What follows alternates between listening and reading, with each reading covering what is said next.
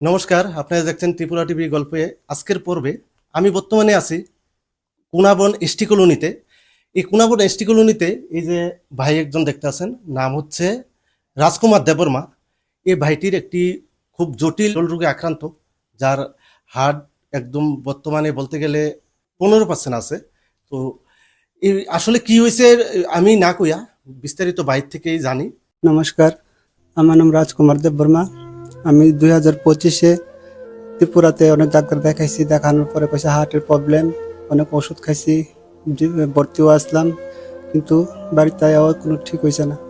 তারপরে ছোটো একটা লোন লইয়া আমি ব্যাঙ্গালোর গেছি। ব্যাঙ্গালোর গিয়া ওইখানে গিয়া সেরা আমার রিপোর্ট আইছে আমার হার্ট ফেলিওর। আমার হার্ট একমাত্র চিকিৎসা নাকি এটার হার্ট ট্রান্সফার করতে লাগবে, যার খরচ বাবদ 25 থেকে 30 লাখ টাকা লাগবে কইছে। কিন্তু আমার পক্ষে এ টাকা জোগাড় করা সম্ভব না, কারণ আমরা এসটি কলোনি থাকি, এটা ভূমিহীন, আমরা কোনো নাম নেই, এটা পঞ্চায়েতে যাই। আমার পরিবারও, আমি ছাড়া আর কেউ নেই। আমার মা বয়স্ক রোগী, মা রোজগার করতে পারে না। লাস্ট যে পরীক্ষা করছেন এটা কতদিন আগে করছিলেন? এটা জানুয়ারি মাসে। জানুয়ারি মাসে করছেন, আর এতদিন ধরে আজকে বিগত প্রায় অনেক মাস হয়ে গেছে, 5-6 মাস। তো এই 5-6 মাস কি চিকিৎসা ছাড়া আছেন? আমার যা কিছু, আমি যে লোন টোন লইছিলাম সব টাকা শেষ। এখন আর নাই, আর্থিক কিছু নাই, যার কারণে বিনা চিকিৎসায় বাড়িতে থাকতেছি। আপনার এমনি ইনকাম সোর্স কি ছিল, বা এখন কি কোনো ইনকামের রাস্তা বদ্ধ? আমি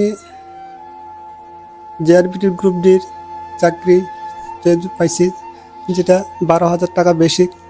ওইটা দিয়ে সংসারও চলে। এখন তো আরও লোন যে লইছি, লয়ে আছে বেঙ্গালুর গেছি, এখন কাটটা কুটটা ওইখান থেকে শুধু 5,000 টাকা আয়। 5,000 টাকা দিয়ে টুকটাক চলি, সংসারে ইয়ে করি। হাটের ওষুধ পর্যন্ত কিনা খাইতে পারি না এখন। কারণ ডাক্তার কি কইছে, মানে কতদিনের মধ্যে এই চিকিৎসাটা করা লাগবে? ডাক্তার তো ওই সময় কয়ে দিচ্ছে যত তাড়াতাড়ি সম্ভব আমাকে তাড়াতাড়ি স্টেপ নিয়ে এলাইতাম হার্ট ট্রান্সফার করার, কিন্তু আর্থিক দিক দিয়ে তো এত টাকা সম্ভব না। আপনার হার্টের যে মানে চিকিৎসা করছেন বা টেস্ট করছেন রিসেন্ট, মানে লাস্ট কতদিন আগে করছেন, বা এখন কি পরিস্থিতিতে আছে এটা? এখন যে পরিস্থিতি, আমি ত্রিপুরা তাইশিতে করাইছি, হার্টের ইকো করাইছি, পরে পাম্প কমতে কমতে আমার এটা 15% আয়া পড়ছে। বেঙ্গালুরু থাকে তখন 30 থেকে 36% আসছিল। আমি সবার কাছে হাত জোর করে অনুরোধ করছি, আমার বয়স মাত্র 36 বছর, আপনারা ইচ্ছা করলে আমরা বাঁচাতে পারবেন। ত্রিপুরার সিএম থেকে শুরু করে জনপ্রতিনিধি, জনসাধারণ, সবার কাছে আমার অনুরোধ, আপনারা নিজের ভাই, নিজের সন্তান মনে করে আমার পাশে যদি দাঁড়ান, তাহলে আমার চিকিৎসা করা সম্ভব হইব।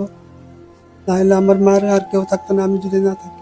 রাজকুমার দেববর্মার পরিবারের একটাই আশা, ত্রিপুরার মানুষ এবং প্রত্যেকটা জনগণ রাজকুমার ভাইকে যদি সাহায্য করে, তাহলে রাজকুমার ভাই খুব তাড়াতাড়ি সুস্থ হয়ে উঠবে। এখন দেখার বিষয় ত্রিপুরার মানুষ এবং প্রত্যেকটা জনসাধারণ রাজকুমার ভাইকে কতটুকু সহযোগিতার হাত বাড়িয়ে দেয়।